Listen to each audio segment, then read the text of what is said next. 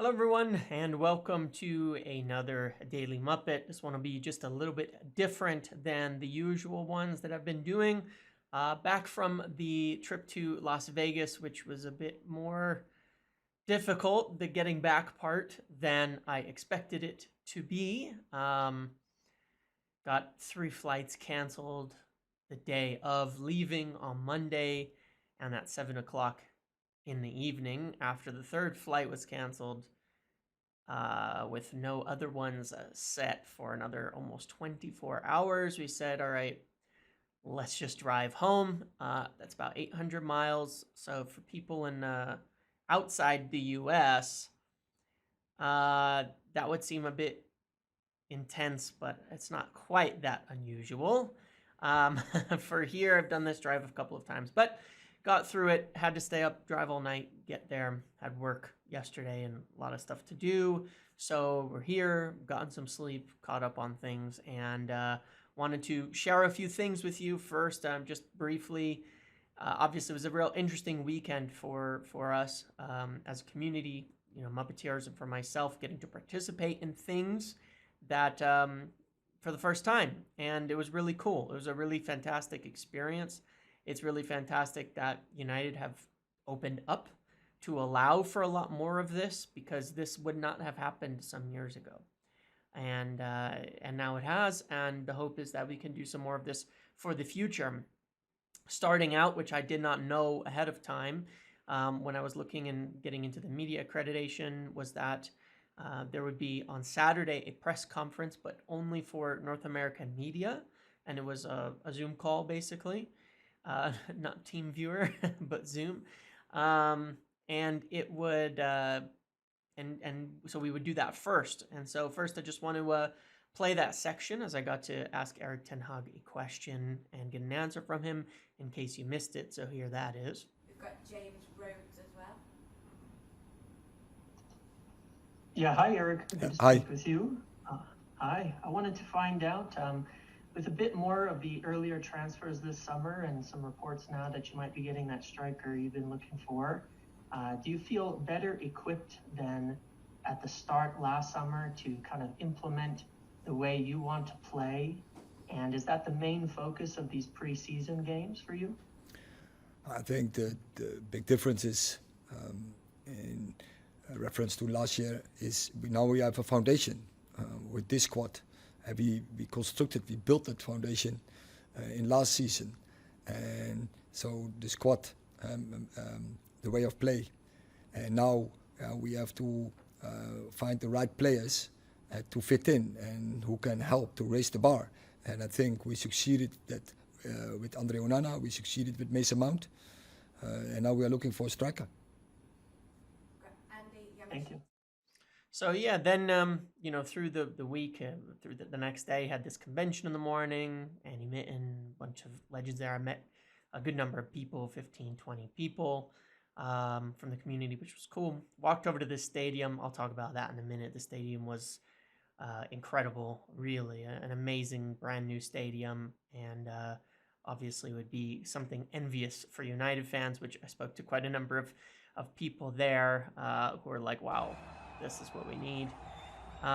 Real cool from the press box up top, getting to see, kind of the whole preparation ahead of time and all of that. And yeah, so getting to watch players come out beforehand they all come out early on to watch, to feel the pitch before they actually come out for training. Come out, they're doing some goalkeeper practice. It was cool. I mean, obviously you can see most of this stuff if you go to any of the games, but obviously a new experience to see. I think a lot of people you don't get a lot of that. Got the printout. That was cool. Good view from up there. You can't see a ton of details, but some of the things you could definitely notice were the tactical stuff, the shapes. There was an interesting moment with Forsen where Ten Hag kind of, had his arm around him, talking to him after he came off for a minute there, with some of the things he might have been struggling with, and that was interesting to see. Then this was cool. Afterwards, getting down to the mixed area, seeing all the players. I'll talk about some of the things I found out there up close with Palistri, doing his interview. He did his interview with a bunch of the fan channels. Erik's in here. He walked by to do it with the regular media. There's Victor Lindelof, KG. I'll talk about that. KG was an incredibly nice person. We talked quite a bit. Casemiro getting a little wave. Ten Hag, obviously coming by. Martinez is very cold on and off the pitch, and that's a good thing, not an insult, but it's a bit, Anyway, got to see pretty much everybody walking by. Harry, Mason Mount. Mount was chatty with people walking by. Onana was good to see him. Give him a little wave and all that. And then the final moment there, getting to shake Bruno's hand. I was pretty happy with that. That was a nice way to kind of end off on the on the experience down in the mixed zone at the end of the night. Yeah, Bruno's a real nice guy, and definitely likes the fans being there, supports it, and wants to interact and make them feel welcome as well. So yeah, anyway, it was a really great tour overall. It was a really good experience to see everything and everybody. I got to meet a lot of really nice people in the press area afterwards. And, I wanted to kind of include this video and these details in order to give people kind of an idea of how it really goes. But I got to speak with some very nice people. Rob Dawson, ESPN, he's done some things with us. We met. Simon Peach, spoken with a lot over the years, way back from the early Reddit days. He's a really nice guy. Let's see. And so it was very interesting to meet that. I met, Lowry Whitwell, Andy Mitten spoke for a while. The guys from the other fan channels were very, very nice. Ryan and Adam from United Stand, KG and Flex from United View were there. Spent a while speaking.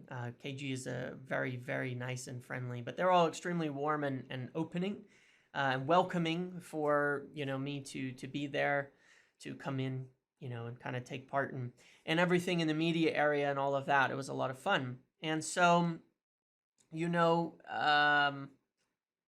general, I wanted to give kind of the information that I had obtained or looked at from kind of the tour, because there's a few things that I gathered and a few things kind of going on. Number one, and some of this comes from, down in just kind of mingling around with the players. It's an interesting thing, the way that it works, by the way, is they send the media guys out they tell them kind of what's going to happen, give some instructions, things like that. So, Palistri was given to fan channels to ask questions, to talk about certain things off limits and all of that. And then over to, traditional media to speak with Christian Eriksen. And then Lisandro Martinez was speaking with the South American media. So there's probably an interview somewhere in South American media that I did not see any quotes taken from, unless I'm mistaken. So somebody could probably find that somewhere. But, and just in terms of what we saw overall, then,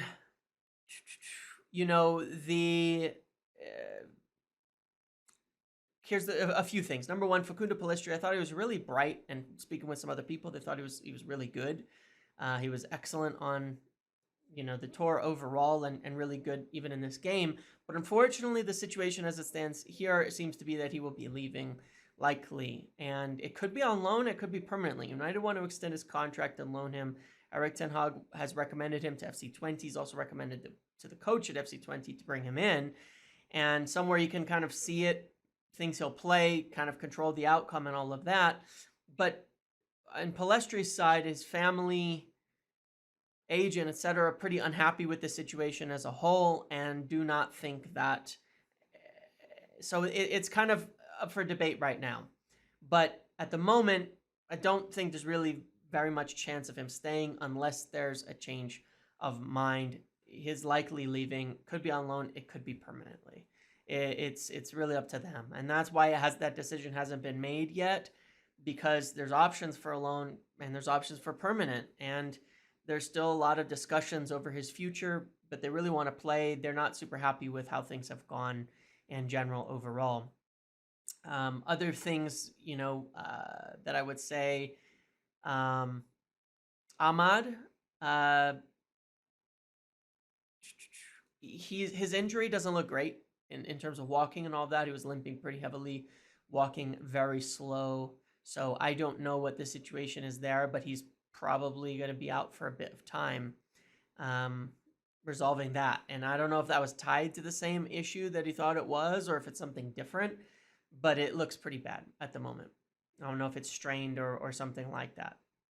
Rafael Varane should have no fitness problems. He indicated that he would be fine, that he would be back for the weekend, that he'd be back at the next game, that there'd be no issues there. So I don't think there'd be a problem with Rafael Varane. He was walking with Anthony Martial, who didn't really give much indication, but was seemed fine. Ahmad by far seemed the worst off of any of the players there. Varane and Martial looked like they were fine, totally fine, and Varane indicated he was fine.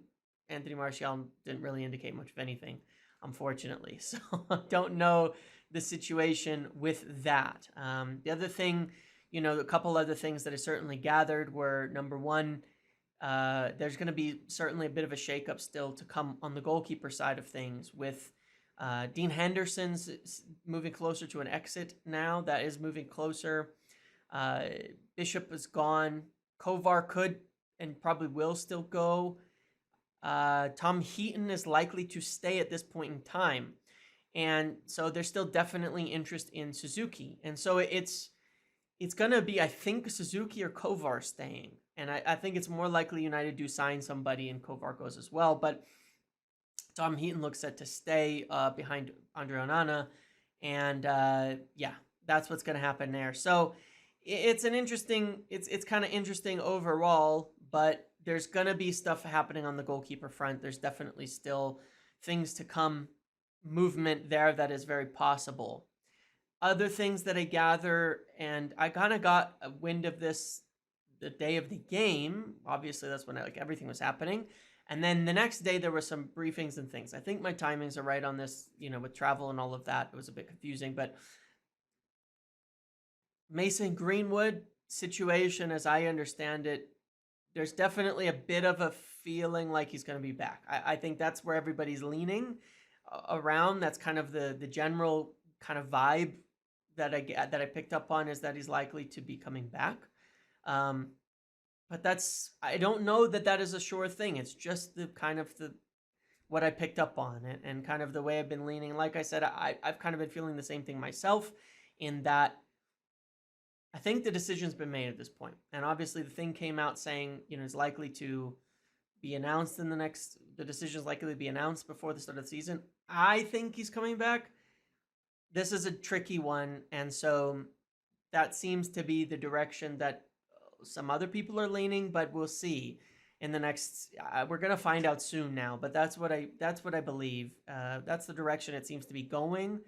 And as I've said many times, Erik ten Hag will be fine with him returning. He would welcome him returning. He's spoken with him. Obviously, he's going to respect whatever decision gets made at the end of the day, but he would like to have him back. He's not going to hold it up. He's not going to stop it. The players, all of them, they're not going to stop it. So we'll see very shortly, I think, what's happening there. And but that seems to be the gist. I don't know if that's just like a general feeling or if there's more to it, but the gist or the feeling seems to be Mason Greenwood returning. So I think we'll find out on that in the next few days, what's happening there. Obviously, that kind of briefing about it came out right after I'd heard that, maybe the next day after I'd been hearing that. So it feels like it's probably accurate info, but we'll see. Johnny Evans, it's not decided or done that he's staying, but there has been talk of a 1-year deal. And there's something with it. I don't know what, but there has been talk of a 1-year deal. I don't think it's done yet, but there's interest in doing so. And there's been some talks about it. And yeah, that's kind of a lot of the basics of what I can say now. The other aspect is, in terms of the takeover, I'll talk more about Adidas, Glazers, and all of that later. But there's not much of a feeling, except with everybody the same, that it's taken a long time. that maybe the expectations that people had of how it would go were not quite accurate, and that the decisions are still not totally been made. But I that's really all there is to it. It's an interesting thing, all of it. So I'll certainly update on any of these fronts as I continue to get my information. You know, it's not like, just so anybody understands, it's not like you're there and it's like, oh yeah, it's just tons of information flying around all over the place or anything like that. No, I mean, you still have to have the people you speak with. You still have to have your sources and all that, as we do. And it's not like everybody's getting everything handed out to them with briefings every 5 seconds or anything like that. And that should be pretty clear to everybody at this point in time. But it was a very valuable experience, something to learn, meeting people, making connections and things that will hopefully be valuable for, us and the community over time. But obviously at the same time, Rasmus Hojlund signing kind of came in over the weekend, and he's here, and that's what I want to really talk about next. So moving on to Rasmus Hojlund, obviously this deal was kind of wrapped up on Saturday, just prior to that press conference. So, Ten Hag hasn't talked about it there, but he's arrived, he's here, he's signed. Make sure you watch our video on breaking down him with Mark Carey from The Athletic. It's a really good video, really good coverage of the type of player he is. I definitely learned quite a bit because I did not watch a ton of Atalanta last year, and he didn't play that much. So, that was all pretty good. And, in general, I would say that, I don't know what the holdup is in terms of the announcement. I haven't heard any reason why yet, and I've reached out to find out, but I have not heard any sort of reason why, that hasn't happened as of yet.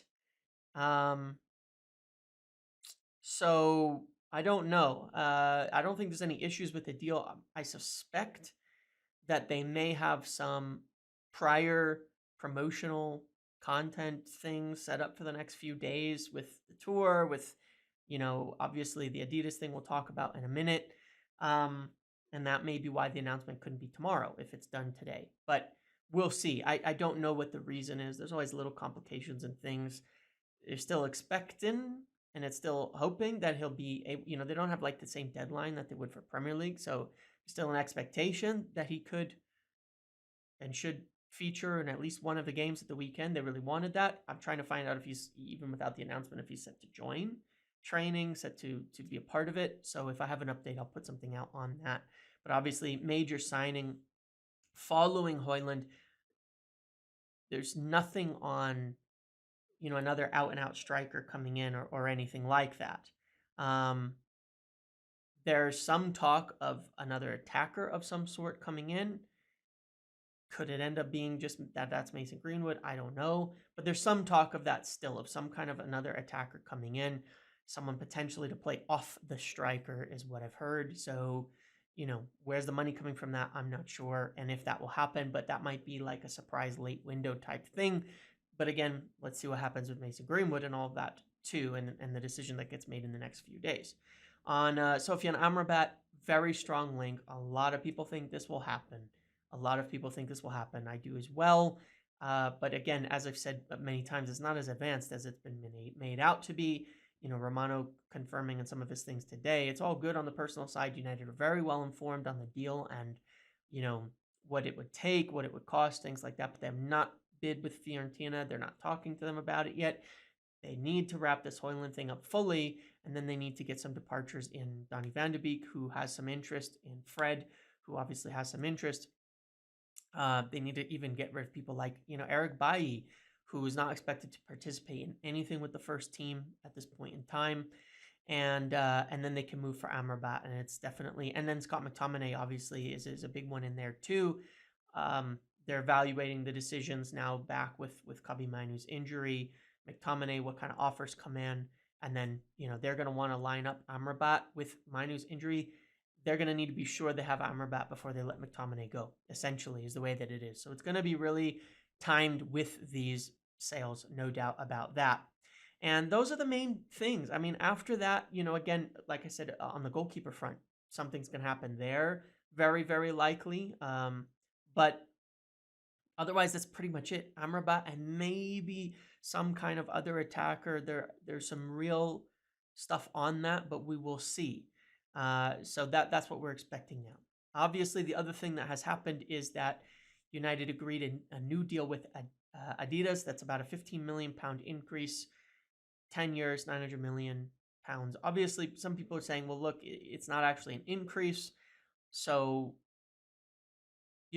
that's all relative. There's a lot of different ways to look at this. It's an increase of £15 million per year. With the FFP caps and things coming in, you're actually seeing a lot of the expenses.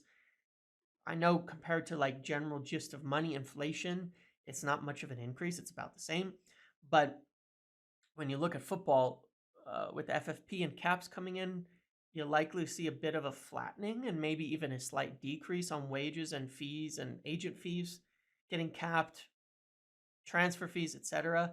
And so football wages kind of reached, I think, their peak inflation and pay the last few years and are likely to flatten. So from a function standpoint, it is likely to be more money for United. We obviously don't know what other incentives are in there because it's a minimum of 900. There might be more money in it for some of the successes United are looking to have, as well as women's team, things like that coming up. So how it affects things, this deal's been in the works for a long time, obviously, in discussions. Personally, I do think it's kind of odd. I understand it might have been a part of the overall discussions on the takeover front, which we'll talk about in a minute. But you'd think like someone might maybe want to have that decision themselves. Maybe not. You have to operate the business as usual, but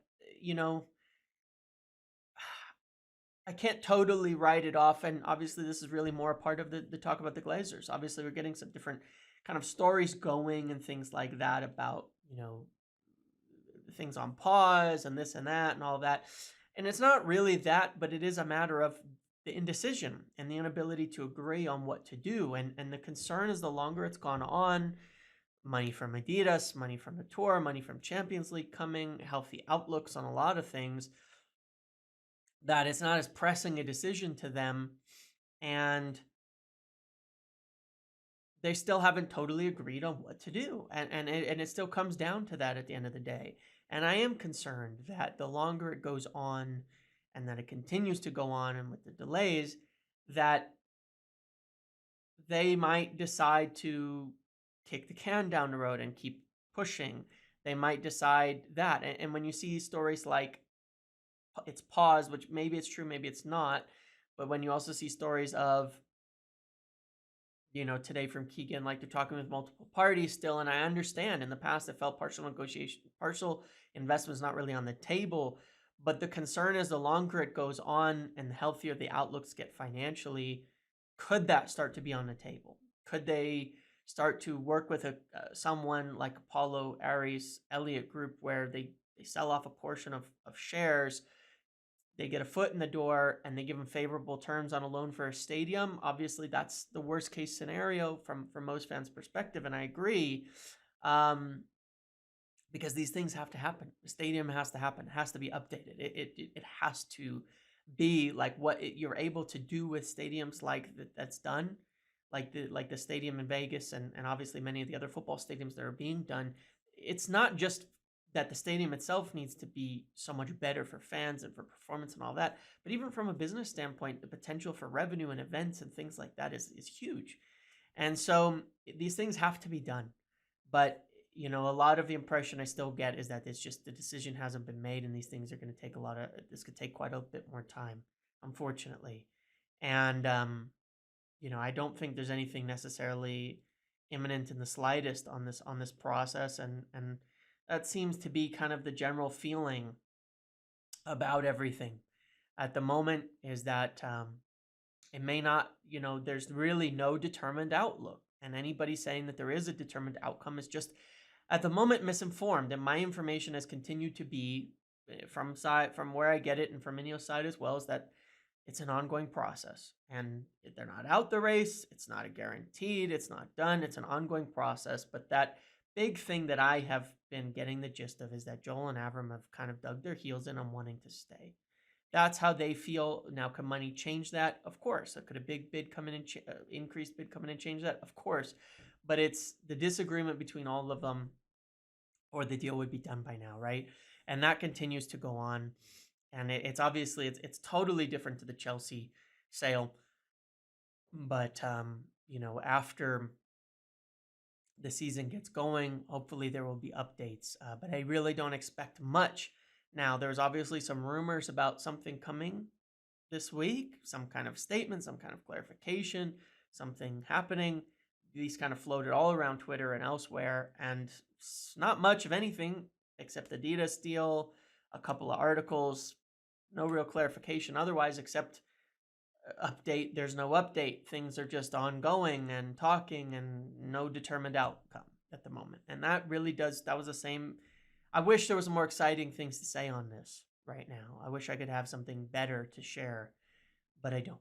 And a lot of the decisions that are being made are kind of business as usual decisions, which you'd expect, but also you can't totally ignore at the same time. So that's what I have for this. I hope this was an interesting and enjoyable video. Obviously, seeing through things, all of that.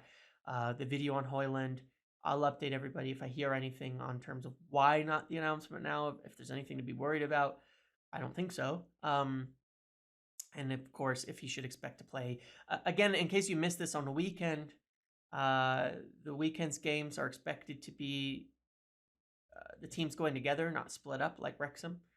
You should see the first teamers or a set of players that will play about 80 minutes, and then 10 minutes for the others, and then it'll flip in the next game, 80 minutes and 10. So a good fitness test for everybody, where they'll get 90 minutes between the two games on days back to back, but a good solid 80-minute run out. So hopefully, one of the things I will say that was certainly common, like everybody, you can see it on TV, but everybody had the same kind of idea in person and such as well. The first teamers look rusty. And obviously how you do in preseason doesn't always translate to the games. See last summer, see some of the good summers we had, some of the bad summers we had that turned out good and vice versa. But a lot of the first teamers do look pretty rusty. And we really want to see that whole team kind of come together. And the first team, the first 11, play a lot more. I wouldn't be surprised to see Jadon Sancho start at false 9, though. He's sharp. He's sharp, and in person he looks very sharp. And one of the things you don't always get on TV, and I know a lot of people who watch games in person say this too, is a little bit of the picture. And from way up on high, you can see Jadon Sancho doing a lot, and then you'll see like those bad moments at the end, turning it over and things like that. But when you see it from on high, I wouldn't hold that against him. I think he was really good. There's a struggle of attackers of where to go. There's so many times looking at the spaces and saying, oh, there's the perfect opportunity for a big physical number 9 to come in and crash the box here, for Sancho to create something to him or have a runner beyond him, and there's no one there. And that is a problem and something that has to be sorted for the goals to come. And that's my hope with Hojlund, and that's why I hope they'll get him in this weekend and start playing that way. But I wouldn't be surprised you see one of the games of this weekend to be the first 11 that you're going to see to start the year. And it may not be Rasmus Hojlund in that first 11. So anyway, thank you again for this video. Thank you for all the support and everybody, for the community and everything, because it was a really cool trip. And, most I was observing, trying to see what would happen, how it all goes, and hopefully there'll be more in the future. Okay, thank you for watching. Make sure to like, comment, subscribe, turn notifications on. I'll see you in the next one.